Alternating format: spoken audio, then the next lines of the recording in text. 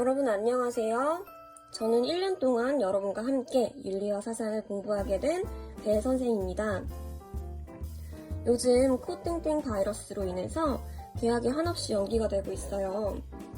그래서 여러분들의 수업 결손을 최대한 막기 위해서 윤리와 사상 수업 영상을 제작하게 되었습니다.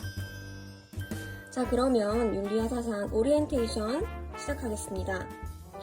자, 첫 번째로 선생님의 수업 스타일은요. 수능과 내신을 한 번에 준비할 수 있도록 내신 또한 모의고사와 같은 유형으로 출제할 예정입니다. 두 번째로는요. 수업 프린트로 진도를 나갈 예정입니다. 자, 수업 프린트 안에는요. 모든 모의고사와 수능을 풀 수 있도록 빠짐없이 꼼꼼하게 내용을 넣을 예정입니다. 즉, 선생님의 수업 프린트만 달달 외워도 모의고사의 거의 80%, 90%는 맞출 수 있도록 제작을 할 예정입니다. 또한 모든 내용이 빠짐없이 들어가다 보면 노트가 두꺼워지지 않나요? 할 수 있는데 선생님은 최대한 간결하고 최대한 쉽게 제작을 할 예정이니까요. 여러분들 선생님 수업 잘 따라오길 바랍니다. 자, 세 번째. 여러분들 이제 고등학교 2학년에 올라와서 수능과 점차 가까워지는 느낌에 굉장히 불안한 마음을 가지고 있는 친구들도 있을 거예요. 그런데 선생님이 한 가지 여러분과 약속하고 싶은 게 있어요. 반드시 고등학교 2학년 겨울방학 전까지, 그러니까 여러분이 고3 올라가는 겨울방학 전까지 최소한 사탐 2개는 끝내줬으면 좋겠습니다. 자, 여러분들 고3에 올라가잖아요? 그러면 이제 고3 때는 내신 반영 비율이 40%가 되는 거 알고 있죠? 그러다 보면은 고등학교 3학년 1학기를 내신에만 치중해서 보낼 가능성이 너무너무 높아요. 그래서 여러분들이 수능에는 크게 공부를 하지 못할 가능성이 매우 큽니다. 자, 그렇다 보면은 학생들이 처음에는 내신과 수능 다 챙길 거야 라는 마음으로 올라가지만 고등학교 3학년 1학기가 지나고 나면은 점점점 수능을 포기하는 친구들이 많아져요. 왜? 이제 시작해봤자 안 될 것 같거든. 자, 그러니까 여러분들은 꼭 최소한 고3 올라가는 겨울방학 전까지 사탐 2개, 아니 2개는 아니더라도 1개는 꼭 끝내고 갔으면 합니다. 자, 그런데 선생님은 윤리와 사상, 수능과 내신을 같은 유형으로 준비를 할 수 있도록 한다고 했죠. 그렇기 때문에 여러분들이 1년 동안 선생님의 수업을 열심히 듣는다면 여러분들의 시간 절약이 엄청나게 될 수 있을 것입니다. 자, 그렇기 때문에 1년 동안 힘들더라도 1년 동안 열심히 수업을 들어주기를 바랍니다. 자, 그러면 서양윤리부터 시작해 보도록 하겠습니다. 자, 서양윤리의 시대 구분은요. 이렇게 한번 해볼 수가 있어요. 첫 번째로는 고대, 두 번째로는 헬레니즘 시대, 세 번째로는 중세 시대, 네 번째로는 근대 시대, 다섯 번째로는 지금 살고 있는 현대. 이렇게 고대, 헬레니즘, 중세, 근대, 현대로 시대 구분을 해볼 수가 있습니다. 자, 첫 번째로 고대에서 가장 화두가 되는 것은요. 진리 탐구입니다. 과연 진리란 있을까? 진리란 무엇일까? 행복이란 무엇일까? 덕이란 무엇인가? 이러한 진리에 대한 탐구에 열중하는 시대입니다. 자, 고대에서 대표적인 학자로는요. 첫 번째로 소피스트, 두 번째로는 소크라테스. 자, 소크라테스 여러분 많이 들어봤죠? 네 자신을 알라. 그 명언을 남긴 사람이 소크라테스입니다. 자, 그리고 소크라테스의 제자인 플라톤. 자, 플라톤의 제자인 아리스토텔레스. 고대에서는 이렇게 진리 탐구를 중심으로 소피스트, 소크라테스, 플라톤, 아리스토텔레스를 배워보도록 할 거예요. 자, 두 번째로는요, 헬레니즘 시대. 자, 헬레니즘 시대에서는 나라가 굉장히 많이 혼란했어요. 잦은 전쟁으로 인해서 개개인들이 많이 지쳐있는 시대였어요. 그렇기 때문에 헬레니즘 시대에서는 사람들이 점차 개인의 행복을 추구하기 시작했어요. 개인의 행복. 그래서 개인의 행복과 쾌락에 초점을 맞춰서 자신의 철학을 전개한 학자 누가 있냐면요. 에피쿠로스 학파 그리고 스토아 학파가 있어요. 스토아 학파. 자, 여러분들 다 처음 들어보는 학자라서 지금 어리둥절할 수 있어요. 자, 그런데 지금 선생님이 하는 작업은 가지를 치는 작업이에요. 그렇기 때문에 지금 여러분들이 소피스트가 누구지? 소크라테스가 누구지? 라고 아는 것보다는 서양 윤리에서는 이렇게 고대, 헬레니즘, 중세, 근대, 현대로 나눌 수가 있고 고대에는 이런 학자가 있구나.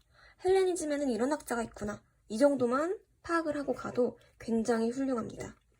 뒷부분에서 이제 소크라테스, 소피스트, 플라톤, 아리스토텔레스 세세하게 다루도록 할 거예요. 자, 다음 중세에서는 화두가 되는 것이 뭐냐면요. 신이에요, 신.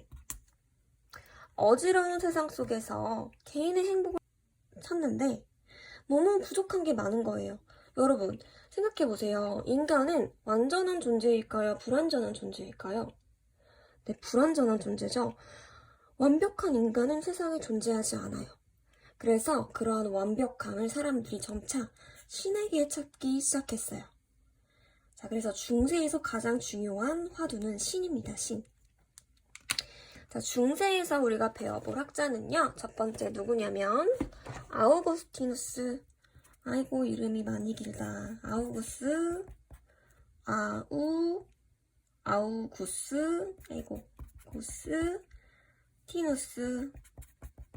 아우구스티누스. 자, 두 번째로는 아퀴나스. 그리고 루터와 칼벤까지 배우도록 할 거예요. 자, 아우구스티누스와 아퀴나스가 중세의 가장 유명한 철학자, 대표적인 철학자인데 특징적으로 알 수 있는 것은 아우구스티누스 시대에서는 사람들이 그저 신을 믿어요. 신앙심으로 신은 분명히 존재해. 신은 완벽해. 하면서 신앙심을 굉장히 중요하게 생각해요. 그런데 점차 시간이 가면 갈수록 사람들이 의문을 품기 시작해요. 내가 지금 믿고 있는 신이 진짜 있을까? 여러분, 종교가 있는 학생들은 한 번쯤 그런 생각 해볼 거예요. 하나님이 정말 계실까? 부처님이 정말 계실까? 이성으로 이 존재 자체를 한번 증명해보고 싶다라는 생각을 한 번쯤은 누구나 해봤을 거예요. 그래서 시간이 지나면 지날수록 이 신에 대한 신앙심보다는 신을 이성적으로 증명하려는 시도들이 많이 나타나게 돼요. 자, 그래서 근대에서는요, 화두가 되는 것이 이성이에요. 자, 신앙심보다 이성이 점점점 높아지기 시작하면서, 즉, 사람들이 점점 똑똑해지기 시작하면서 근대에서는 이성에 대한 믿음을 굉장히 중시하기 시작합니다. 자, 그래서 우리가 근대에서 굉장히 중요하게 배울 것 첫 번째는 경험주의와 그리고 이성주의예요. 자, 경험주의의 대표학자는 누가 있냐면 베이컨, 두 번째로는 휴me, 이성주의의 대표학자로는 누가 있냐면요. 첫 번째 데카르트. 여러분, 나는 생각한다. 그러므로 존재한다. 라는 말 혹시 들어본 적 있나요? 네, 그 말을 남긴 학자가 데카르트입니다. 아, 선생님 너무 어려워요. 괜찮아요. 오늘은 누구를 배울지, 우리가 앞으로 어떤 학자들을 마주할지에 대해서만 파악하는 시간이니까 이름을 한번 익혀보는 단계.